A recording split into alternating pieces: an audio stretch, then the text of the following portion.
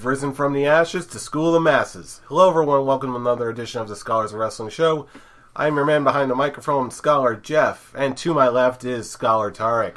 Okay, now just picture this with a nice little orchestra music in the background. Don't do it. Oh. Welcome all to the second annual Scholars of Wrestling Year Review, a.k.a. the Scully Awards. I said no. Aw. Yay! And that other disembodied voice you hear in the background is, to my other left, Scholar Brian. What's going on, sir? Hello. Yes, indeed. It's Hello. a new year. Yes, it is. I see New what you Day both puns. did, Dave. Let's get some enthusiasm about this already. Bring the power of positivity. Jeff, don't you dare be sour. I will clap for our year-end award show, and I will feel the power. New year rocks. New Year year rocks. How about New this? year rocks. Don't you dare be sour unless you have shocker sweet tarts in your pocket. What the heck does that mean? Because they're sour! Okay, yeah, you got me there. That's the only type of sour which is acceptable in the feeling of the power. Okay, before this gets any further off the rails, Too late. It's done. before we get... No, not if I have anything to say about it. Instead, before we get to our year-end award show, what Scholars of Wrestling episode would not be complete without a teeny tiny bit of backstage news? Yes, even during our yearly award show, we have to go ahead and peek behind the curtain and check in on a little... Backstage news. News. Man. No.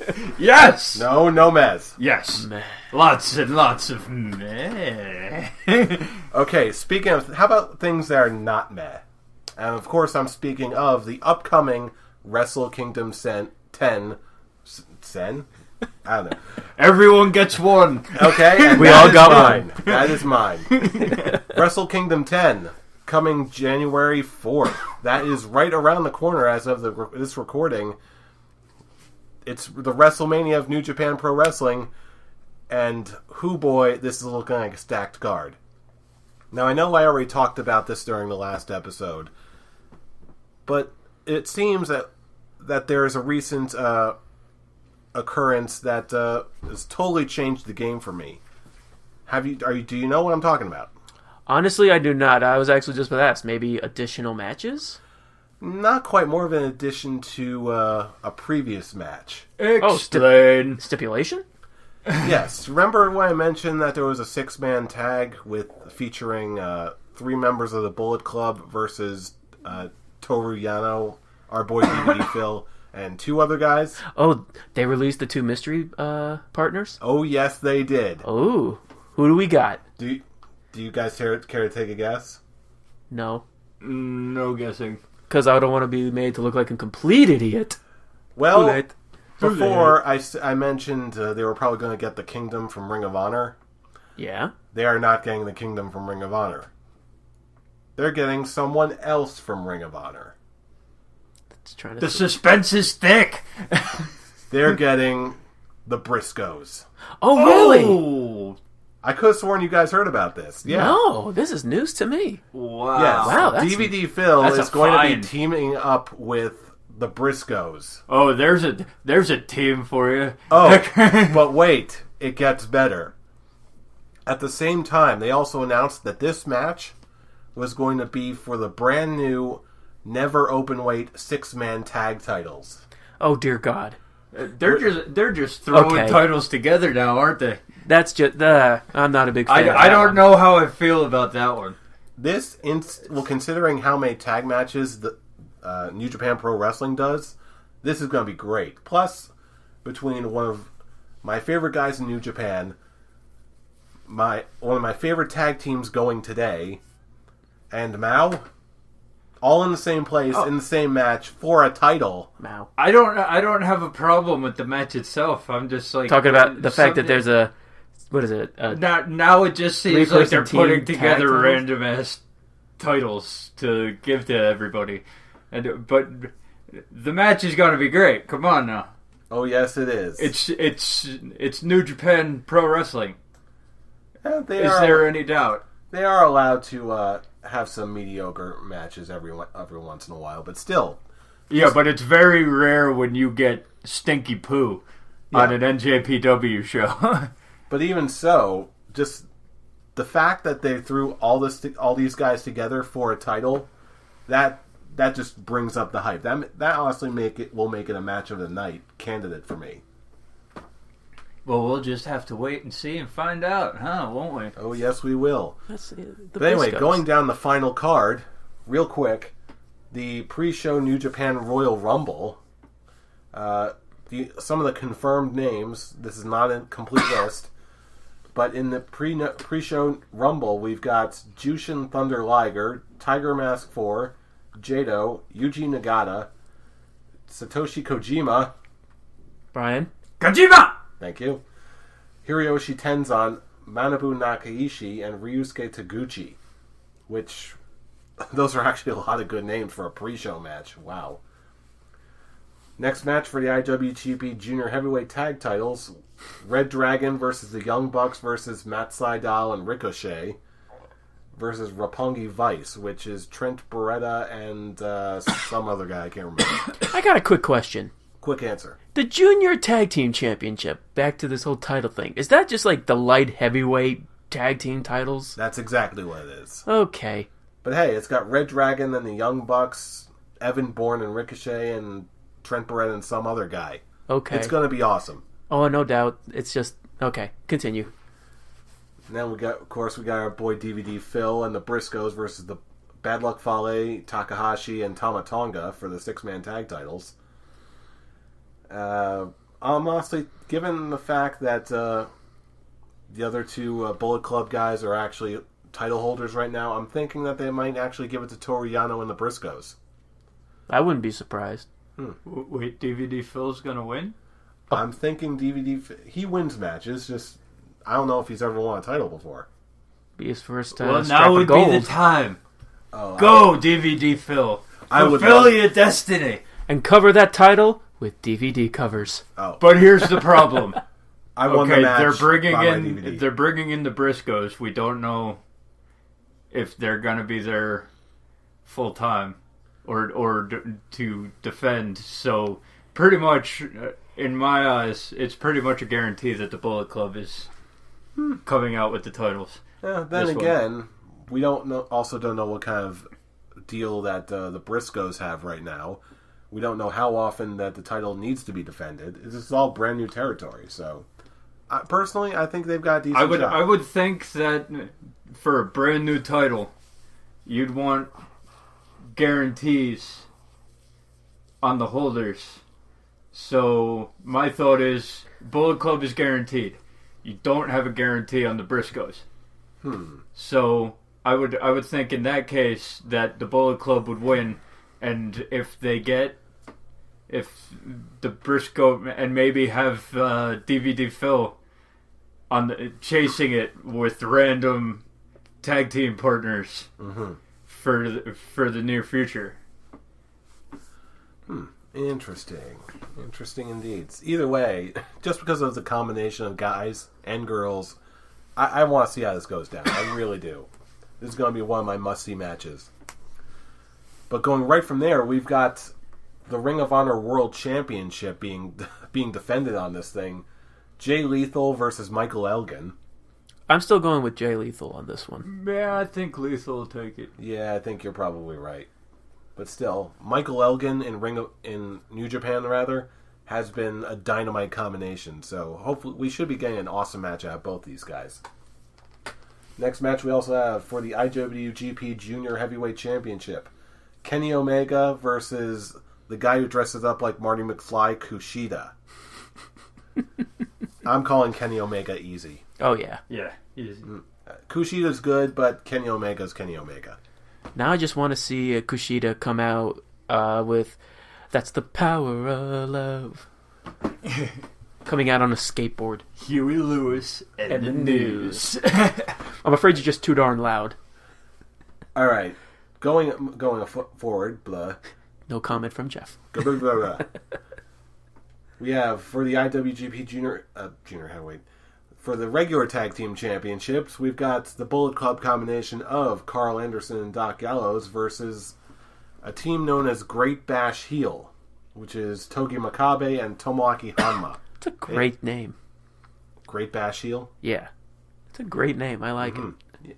Yeah, supposedly these guys were pretty decent late in the past, and they actually... Do you remember me telling you guys about the G1 tag tournament? Yeah. These guys won it. Oh, wow. Is it to earn this tag team championship match? I assume so, yes. Okay. So, even though Togi Makabe is Togi Makabe and Hanma is the falling down headbutt guy, these guys are actually pretty good together, and they might actually take it, but I kind of doubt it. I kind of doubt it, too. Given the current Bullet Club landscape, it'll be a good match for sure, but I don't know. Next match, we have just a grudge match between Hiroki Goto and Tetsuya Naito.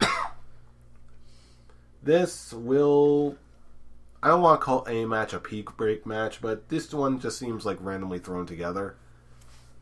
Okay. There's a couple weeks of, Naito just antagonizing Goto, and it's going to be a match. It's just I hate you, and I hate you too.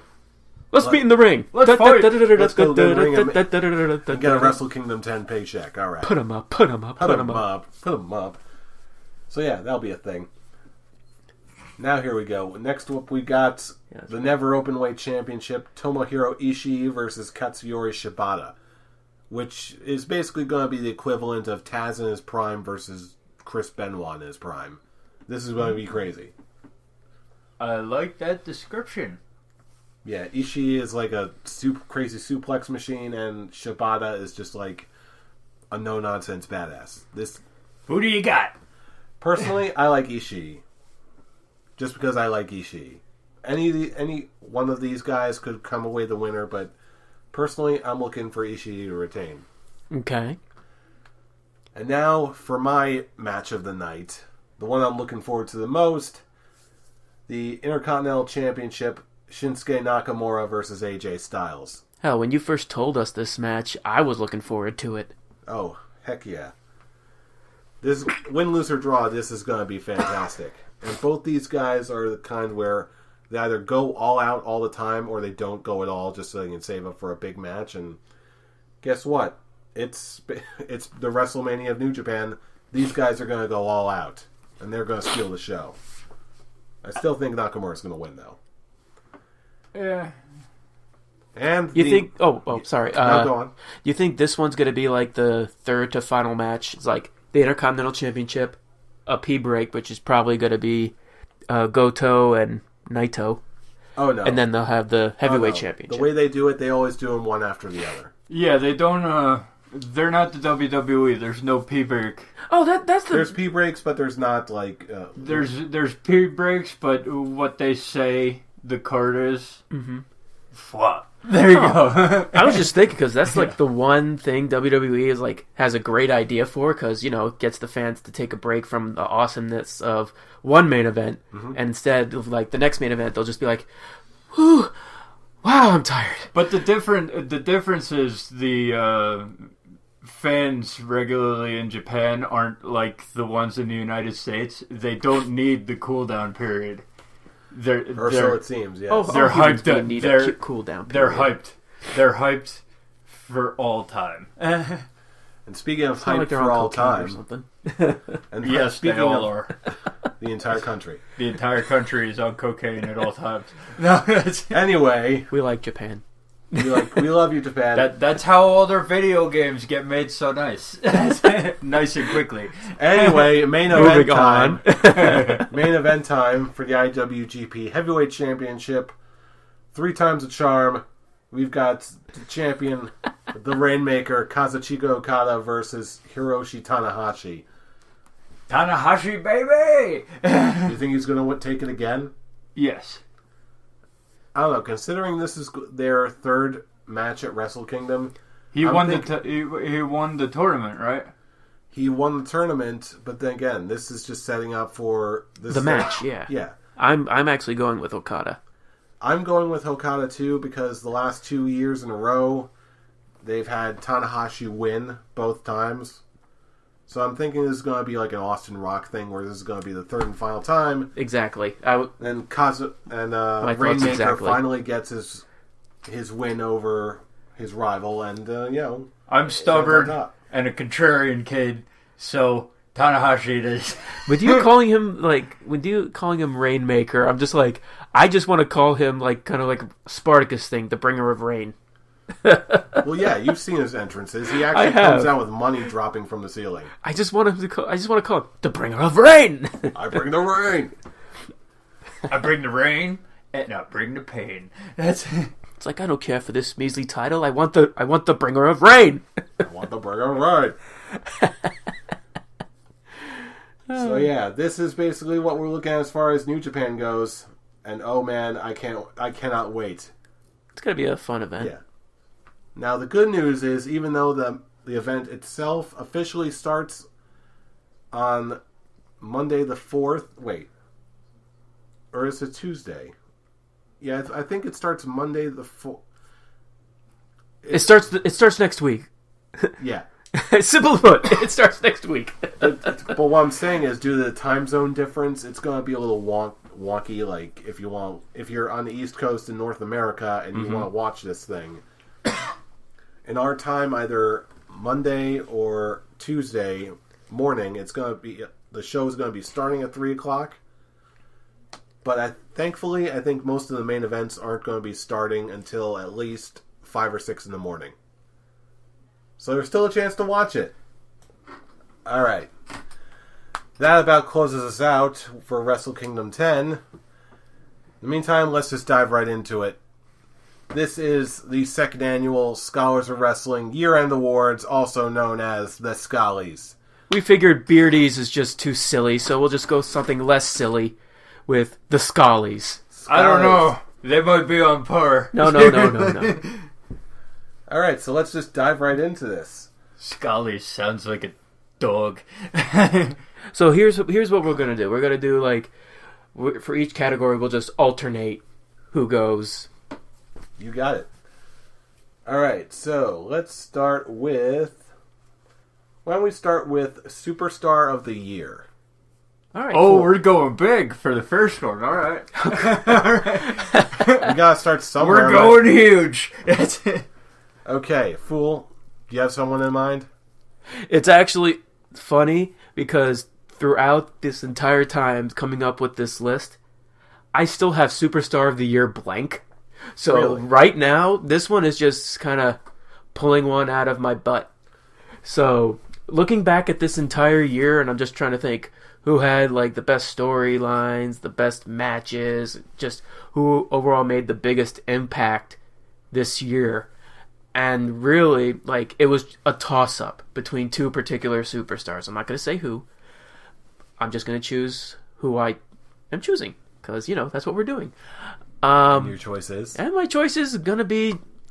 not like a big fan to say it. It's going to be John Cena. Really? Mainly just because of his U.S. Open Challenge. Yes, I have my beef with the U.S. Open Challenge. It's just the fact that almost every U.S. Open Challenge match has been a 5-star match. And John Cena has been doing something new in almost every match. Granted, yes, it's kept him away from being in the World Heavyweight title picture, which it's a picture he doesn't really need to be anymore, because what more can he do other than trying to tie up with Ric Flair's title reigns? Which no one really cares to see, I don't think. I went in a very different direction.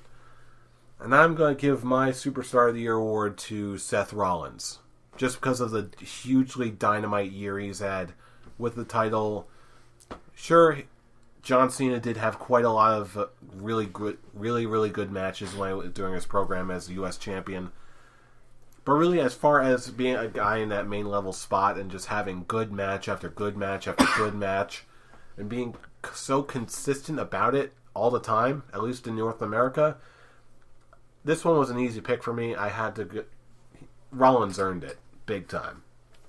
as soon as I saw the list as soon as the list of awards and all that went out, I knew within 5 seconds who my superstar of the year was.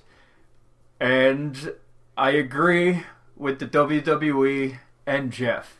It's in my eyes, it has to be Seth Rollins. I think, first of all, he had the biggest moment of the entire year. Finally, the WWE has the guts to have someone cash in Money in the Bank during the main event of WrestleMania.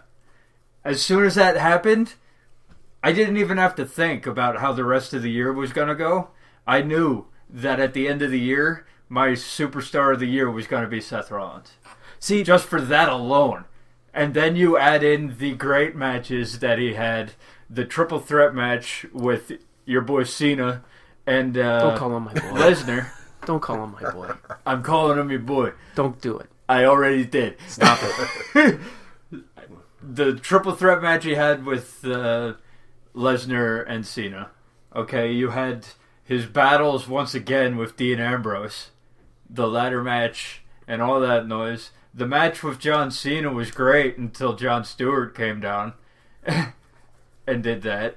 And the Brock Lesnar match was pretty good for what it was.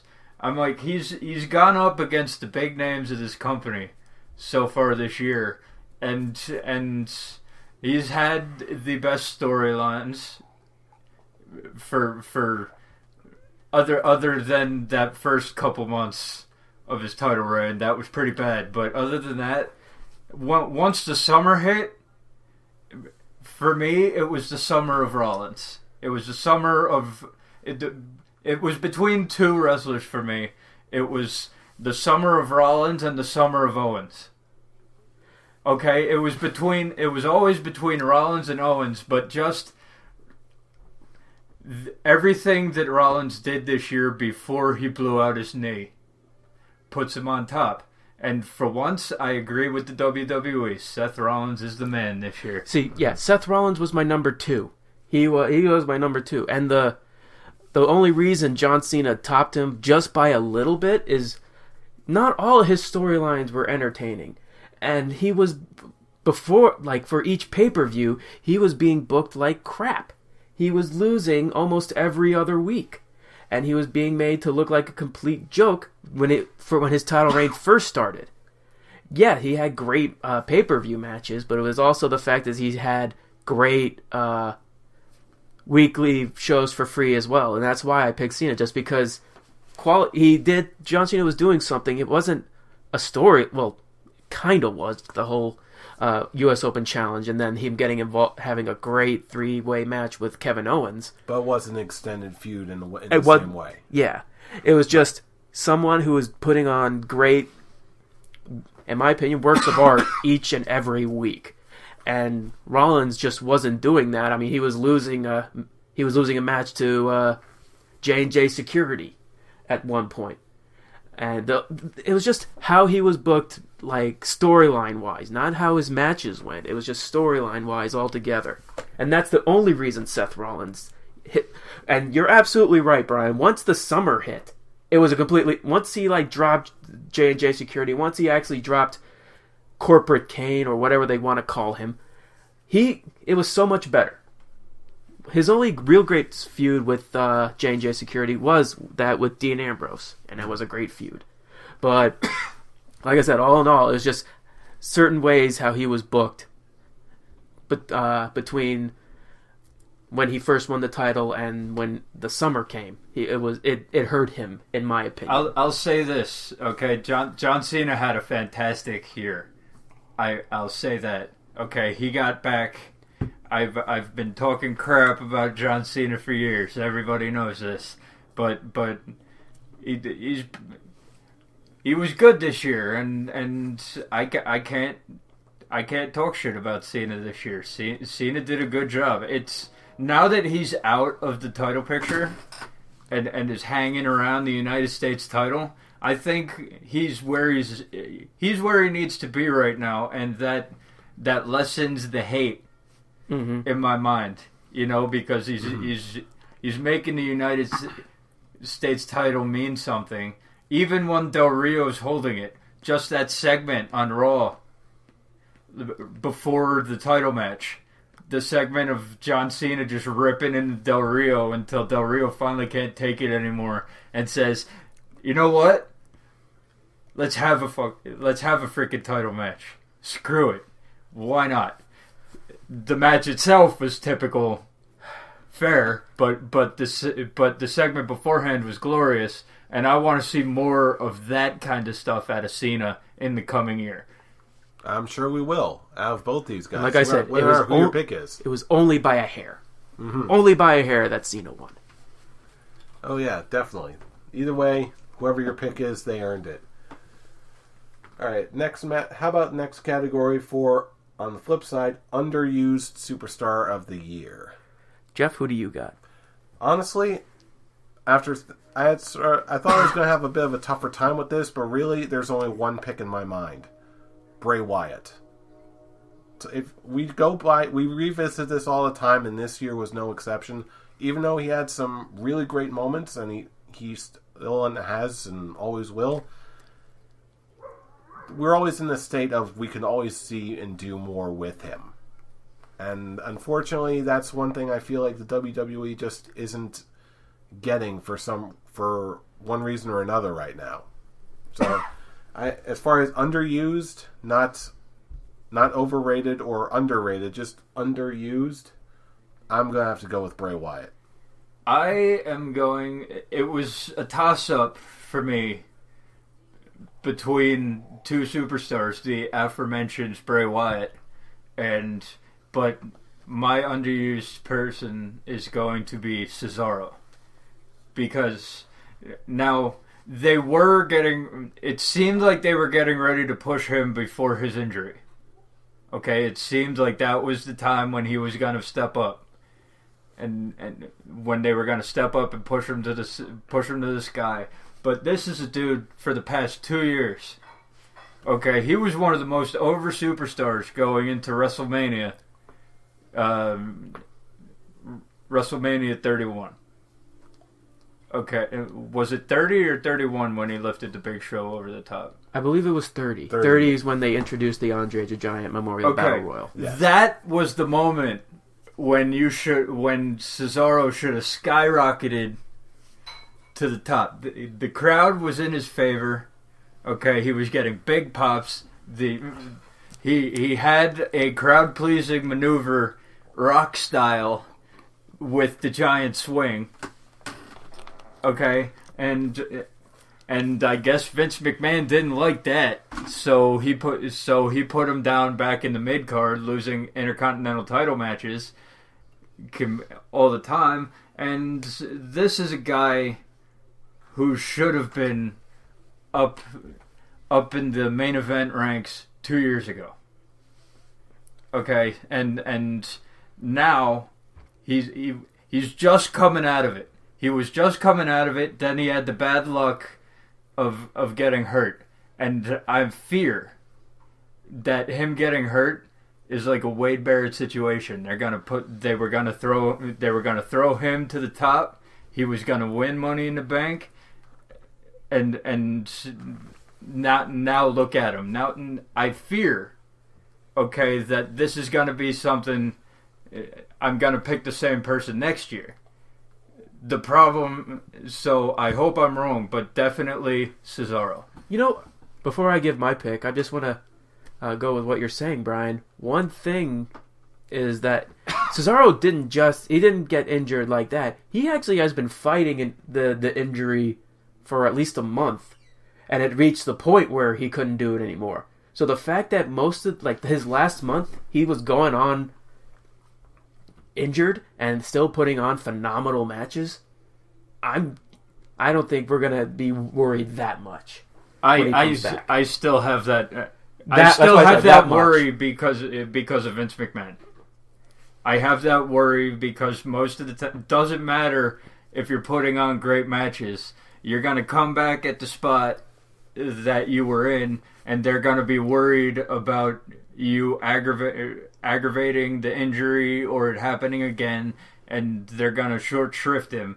It's like, obviously, like they did with Wade Barrett, and Wade Barrett is the example, but it's also because the problem with Wade Barrett is he's injury prone. So they have a point. Same with Daniel Bryan. So I fear that they're gonna put Cesaro in that category. So I see where you're coming from with Bray Wyatt. I agree with you. But I feel that it's been a couple years coming for Cesaro, so that puts it more in my mind that it's Cesaro who's the most underused.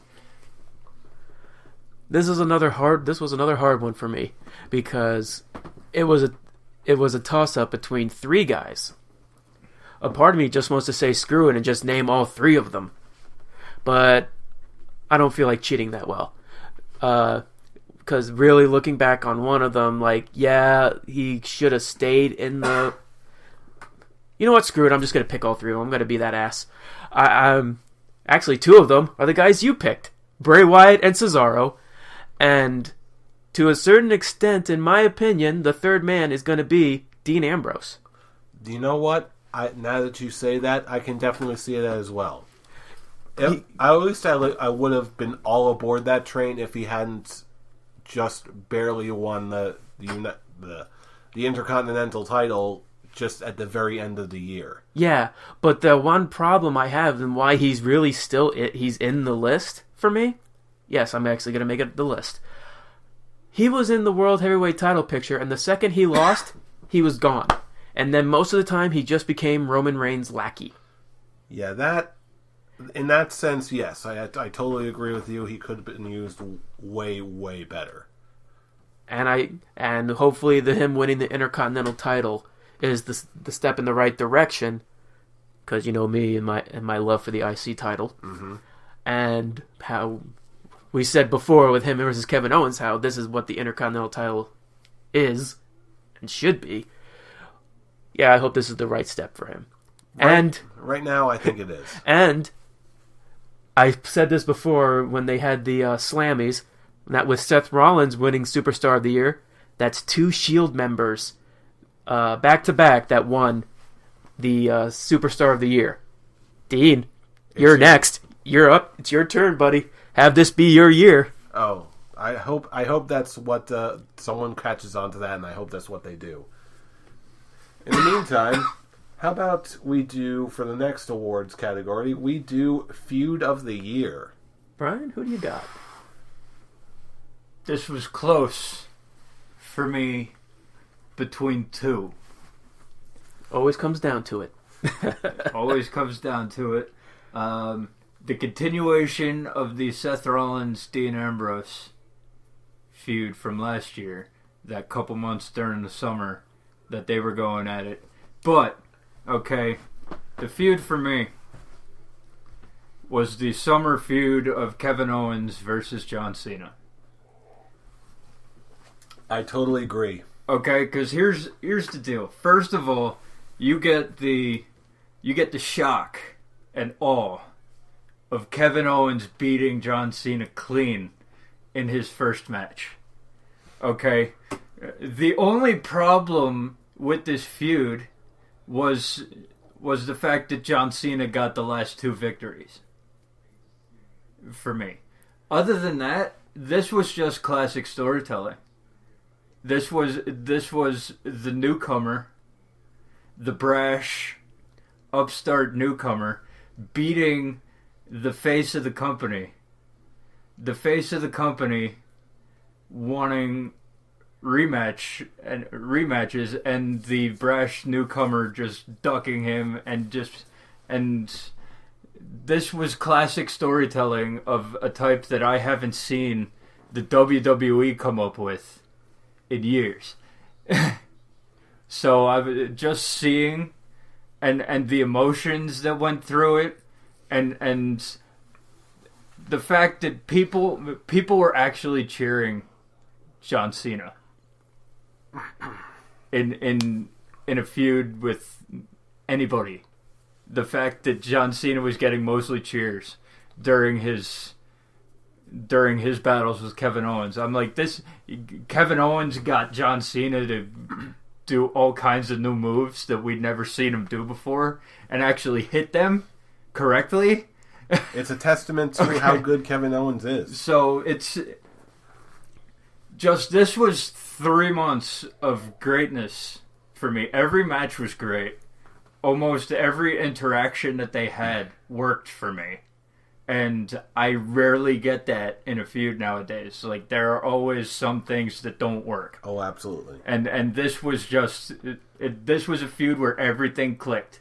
Everything clicked. I just would have liked to see a different result at the end, but that doesn't change the fact that, for me, this was feud of the year. Fool. I'm gonna have to second that. It really is. There really is nothing more than what Brian said. All right, unanimous. But, like, what I liked about it is it's at least the beginning, the first part of the feud. It kind of reminded me of just the first match, John Cena's first match with Kurt Angle. A brash young guy wanting to take on the top dog, which was Kurt Angle at the time, and it was just basically for ruthless aggression, except Cena was going in as a face. And this one, it's a complete opposite with Kevin Owens going in as a heel.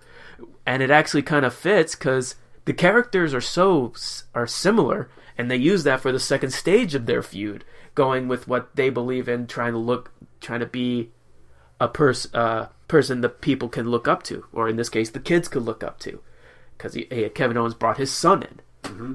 And then John Cena won because it's his gimmick to have the kids look up to him. Because Apple Dough. Because Apple Dough. And the third one was just basically, okay, now they have they each have a win. May the best man win. And then of course it ends up with Cena win because, he's the established star. Because Apple Dough. And Kevin Owens, he won the IC title. He should have been the Slimy Award Breakout Star of the Year. Oh, yeah. He absolutely earned that. You could tell that even if he didn't get voted, he was expected to win, which means the brass in the back, they're noticing him. Mm-hmm. And that's good enough for me. Well, when you're one of Triple H's guys, yeah.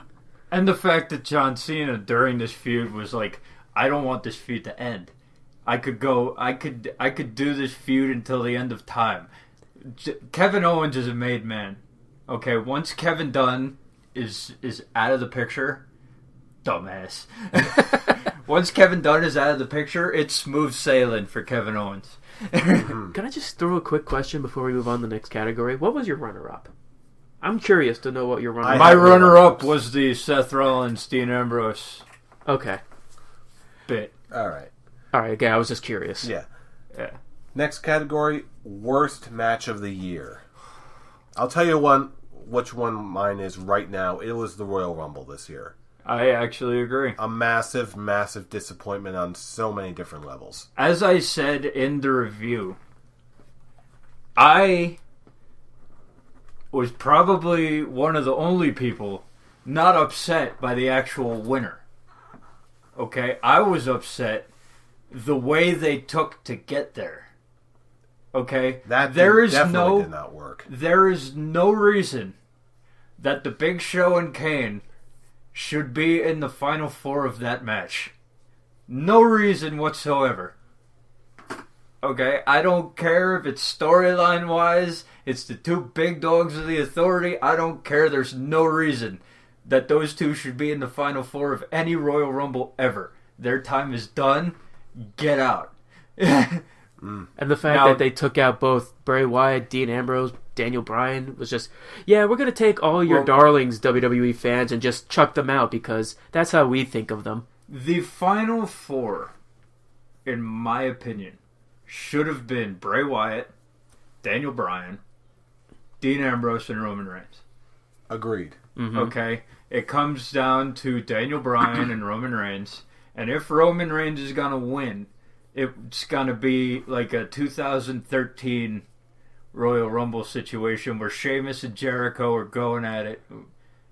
That was 2012, I believe. My bad. But Sheamus and Jericho are going at it for 10 minutes, just one-on-one. And say Daniel Bryan gets knocked over the ropes, gets knocked over the top rope. He saves himself, and then Roman Reigns hits him with a spear. Maybe possibly going through the ropes himself. Daniel Bryan's gone over the top, so Daniel Bryan is the one that... I'm saying that Daniel Bryan's already on the outside of the ring. Yeah, I follow. Oh, yeah, Okay. we get it. Yeah. And Roman Reigns spears him through the ropes. Roman Reigns comes straight through, and so they're both on the outside, but Roman Reigns went through the ropes while Daniel Bryan had already been over. That is how I would have liked to see Roman Reigns win if he was going to win. The way that they took, especially in a place like Philadelphia. Come on, man.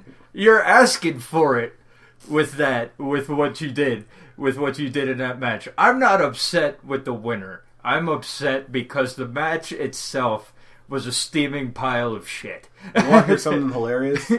I was actually listening to a post-match review with Brian Alvarez, and apparently, right after that happened, of course, he's got contacts in WWE. He was asking him, did they not think that people, from the result alone and just the way it was handled, did you really think that people in Philly would... Like this? Yeah, did you really think they would hate it that much? And he said, quote, they didn't think of that. Wow.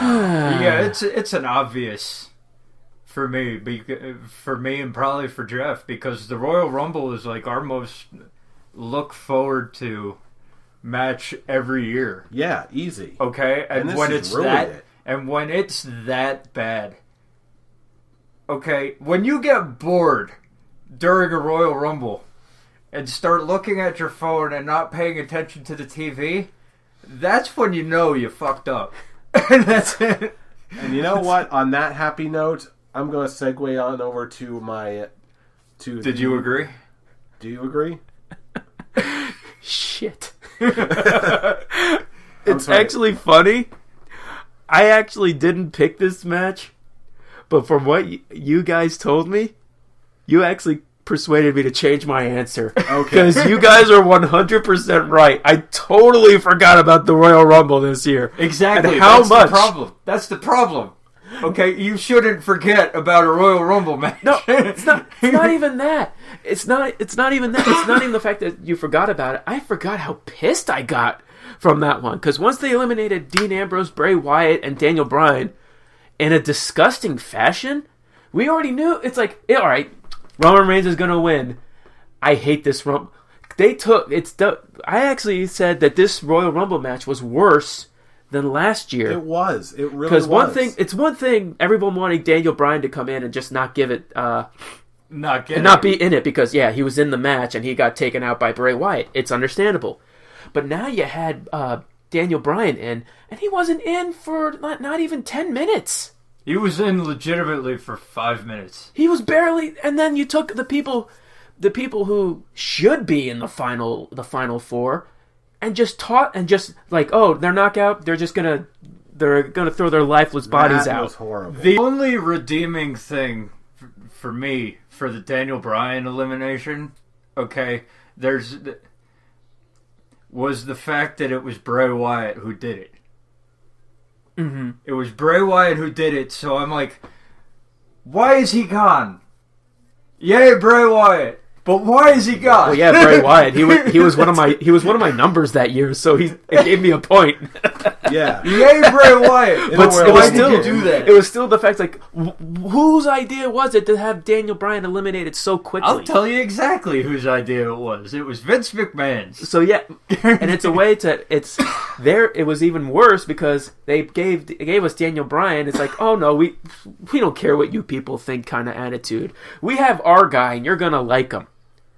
And that's pretty much that's why they had to have The Rock to have people say, oh yeah, this is our guy, but the people weren't having it. And you know what?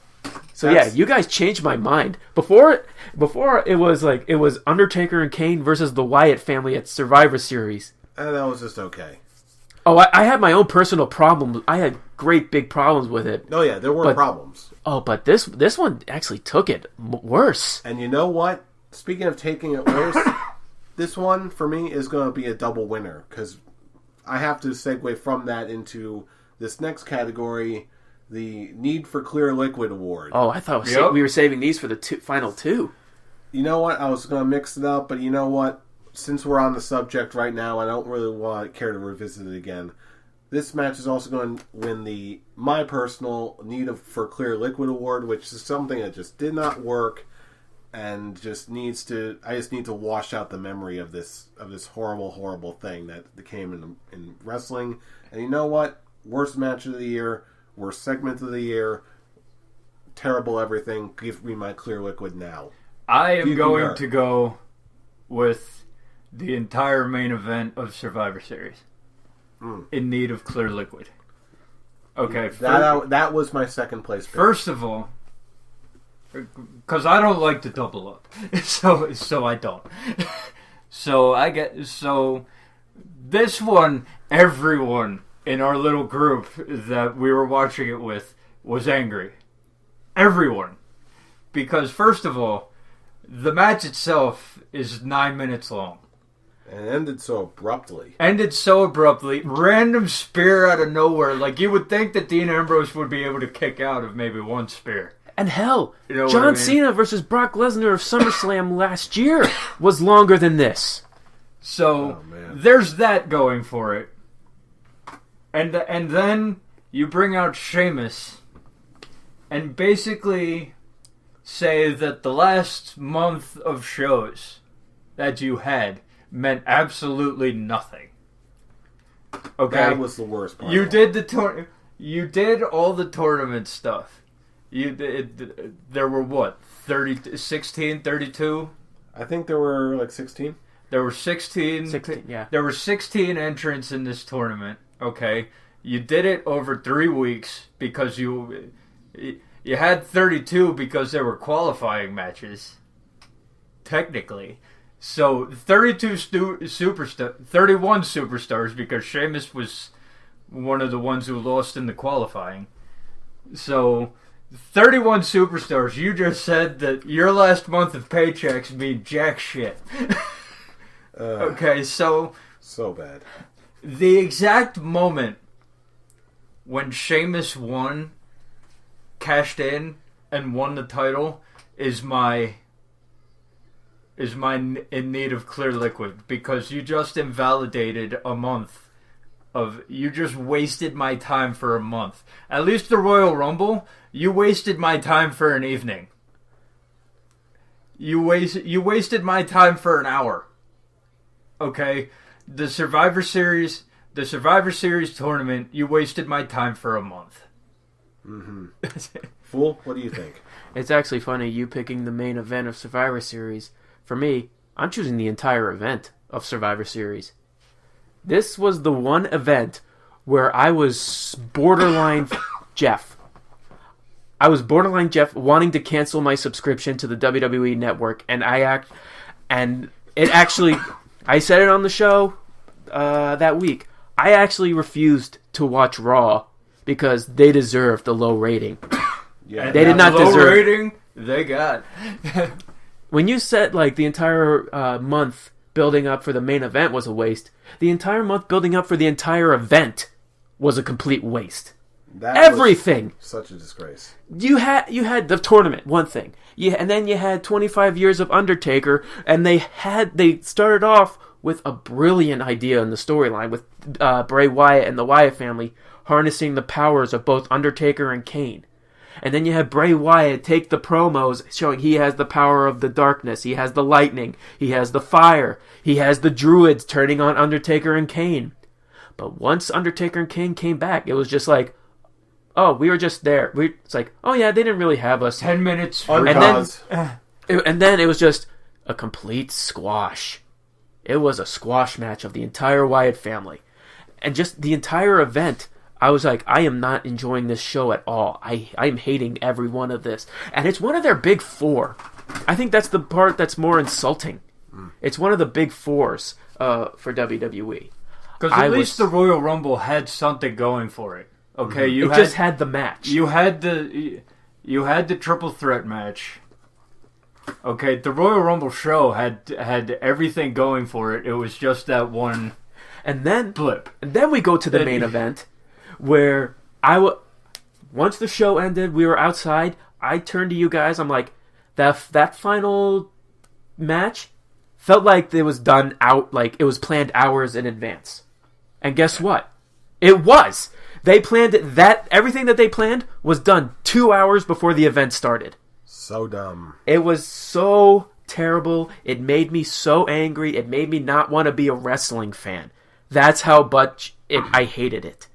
I was so pissed. And we had multiple people going, I am done with the WWE. That did not come to pass, but in that moment, it made everyone hate wrestling. You had all of us outside in that little circle going, done. I'm going to give WWE. I'm not going to give any luxury of giving them my view. They have these low ratings and they deserve it. And that's how much I was so pissed. And now I'm going to drink some clear liquid because I'm in dire need of it. I gave them some rope with the Royal Rumble match, but after that, no. Anyway, moving on to something a little nicer.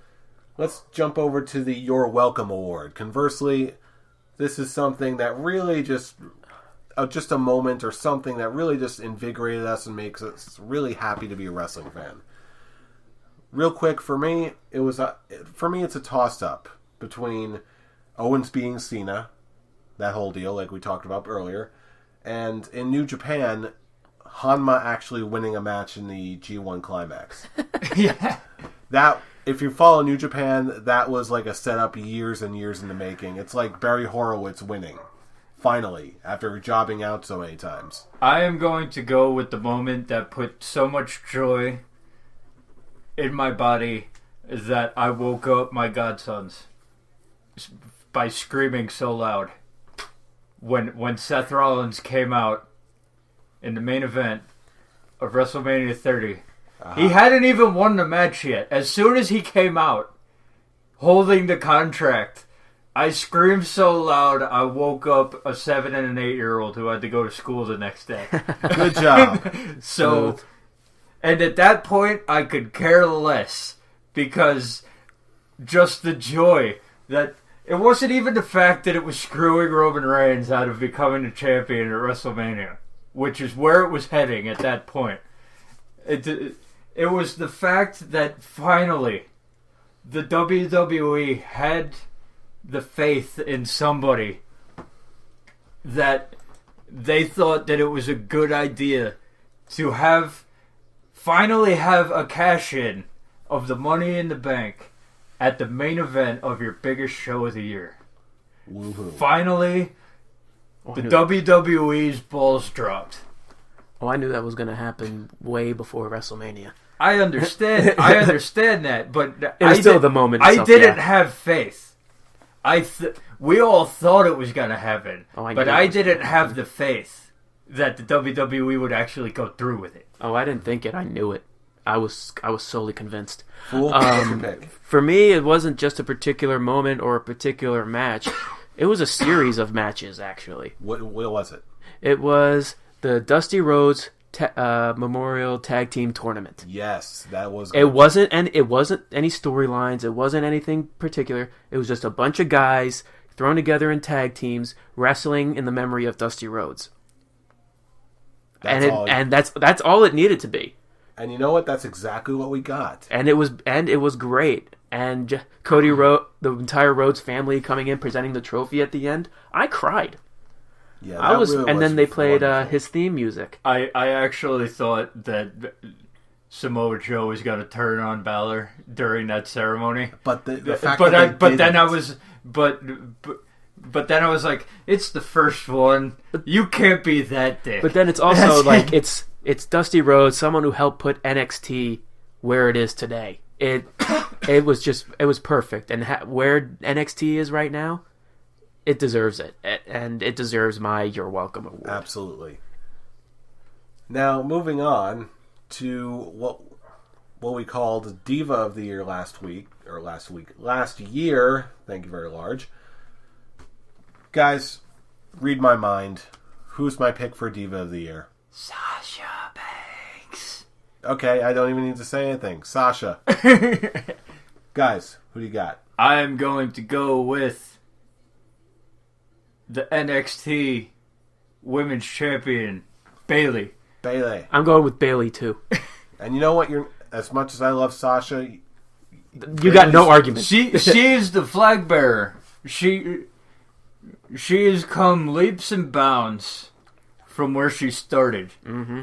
And she has earned her way to the top in glorious fashion. Oh, yeah. So, yeah, Sasha Banks holding the title the way she did was great. But just Bayley's been bringing it for years. And the storyline building up to it was just, it was glorious. And it was a toss-up between the two. But it has to be Bayley. Mm-hmm. You know what? Again, you're not wrong. Comes down to personal preference. I'm personally looking at what Sasha did and how she's elevated her game, even what she's doing on Raw. But again, it could have gone either way. That was basically my thought process. As soon as she came up, you didn't see her on TV for a while. So I was like, that kind of diminished it. Okay, that I can see for me. So that gave the edge to Bayley. I gotcha. Now to go back to our last negative award for the evening. Worst pay-per-view of the year. You already know mine. Survivor Series. Survivor Series? It's my Nita Clear Liquid. Yeah. Okay, so basically we're just... Survivor Series is the one that put the worst taste in my mouth at the end. Like, I wanted to vomit at the Simply end put, of it. Yep. No more else to say. What more could we say that I said the Royal Rumble, during my Nita Clear Liquid? The Royal Rumble was just shake the head. We knew this was coming. So, meh. The Royal Rumble was king of the meh. Extreme Rules was pretty crappy.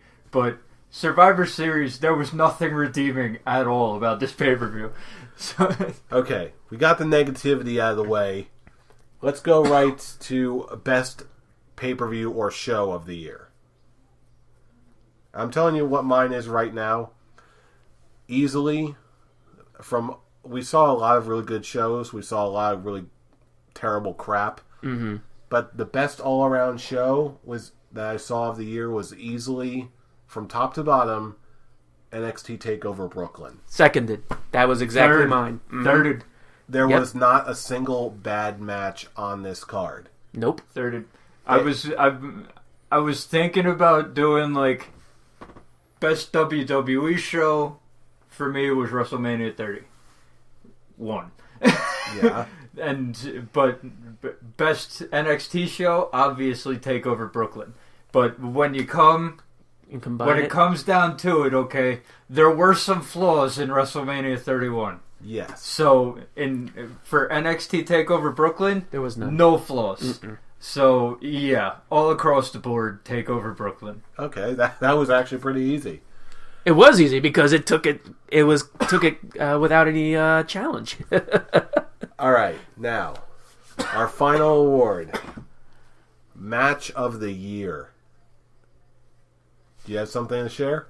I am going to go with the one that gave me the most joy in my heart for the entire match. We've talked about it ad nauseum during the show. The first match between Kevin Owens and John Cena. Me too. I can see that's going to be. That's mine as well. For me, because it was just brilliant storytelling. It was just everything. For me, there was nothing wrong with this match. Mm-hmm. There were no flaws. I didn't see any either. And there was shock. There was awe. You see John Cena pulling out moves you'd never seen him do before. You see Kevin Owens just being Kevin Owens. And it took someone who is brand new and just completely elevated him to a point where he is at a very high point. He's a made man in one match. Mm-hmm. Okay. I can definitely understand that rationale. It was an awesome match. Again, I loved it too. All right, I think I know what yours is. Yeah. What is it? I'm thinking... No. I'm not guessing. I know what it is. I don't need to guess. Okay. Well, if you're gonna say something, what would you say? Bouse. Actually, no. Oh, really? No, that was one of my front runners. But really, my pick, I already picked way before that ever happened. And as a matter of fact, I picked my pick for match of the year 12 months ago. Which match was this? The match I'm picking is Nakamura versus Kota really? Ibushi Oh, wow. for the Intercontinental title way back in January of last year at Wrestle Kingdom 9. You know what? Touche. I remember, Touche. I didn't even think now of that because you were gushing over it. So I remember now. Well, yeah. I actually thought that was last year. I actually totally forgot it was this year. Because Well, you said it was. technically it is last year now. Well, you know what I We meant. should have remembered. We should have had the clue when we wanted to talk about Wrestle Kingdom 10. We were Totally forgot it. I actually thought it was 2014 that match. I know, happened. it was literally a whole calendar year ago. Oh my god. Jeez. But you know what? Here's my rationale. Think about, they did, in this match, they did everything you just described in the Cena Owens match. Mm-hmm. Kota Ibushi being a younger guy, Nakamura being a more established guy, at least in Japan. But think about everything else that went above and beyond, at least in my estimation. At this point, I was really down on wrestling. It was a bunch of stale, dreary stuff happening with WWE. This was before we got our terrible Royal Rumble. This was sort of just starting the downward slope. I was just sort of burned out on American wrestling for a while. Mm-hmm. But meanwhile, now we have a New Japan pay-per-view with an English commentary team with Matt Striker and Jim Ross of all people. And this is the first match I see. We've got this guy Nakamura who's, moves like water, is super cool. And then we've got Kota Ibushi who is just like an all-around solid wrestler. These guys go like 25 minutes back and forth, actually elevating a mid-card, not even a mid-card title. This is an Intercontinental title that is a legitimate main event attraction. It draws money. And these guys were just like, I couldn't even speak the language. But I felt the hype, I felt the emotion, I was hooked into the drama, even though I had never seen either of these guys before. It was... I said it before, I said it 12 months ago, I'm going to say it again. Years of being a wrestling fan, you get kind of jaded. This is the match that made it feel fresh and new again. It made me feel like a kid. It made it magical again. This is what wrestling should always be. Nakamura and Kota Ibushi, I measured every single other match I saw this year by that standard. And even though others came close or in certain cases might have even matched it in some rare cases. Again, the NXT ladies did it and maybe some other guys, but really this stood head and shoulders above every single other match. Nothing, they just blew it out of the water. They were the standard bearers for the entire year, and even though couple people came close, no one actually straight up overtook them. This category was the absolute first category I thought of, and it was easiest for me to decide. It made me a Nakamura fan, it made me a New Japan fan. It set the pace for the entire year that no one else just could exceed. This was match of the year for me, and it was a lock. Boom. I love New Japan. There you go. I actually am surprised. I'm happy to be wrong. about this. Was Sasha Banks and Bayley like in your top 3? At least? They came damn close. At least there's that. Yeah, they were absolutely top 3. Okay, at least there's that. We it both makes me had feel the a little... same thought. It was. Yeah. Well, to be fair, we were talking about mostly WWE shows this entire time, so I guess that was sort of a red herring, I suppose. Yeah. If I said I was including New Japan matches, maybe you would have thought of something like that. But no, that, like I said, I totally forgot it was in 2015. I actually thought it was 2014. That's why I didn't even consider it. Hey, but you know what?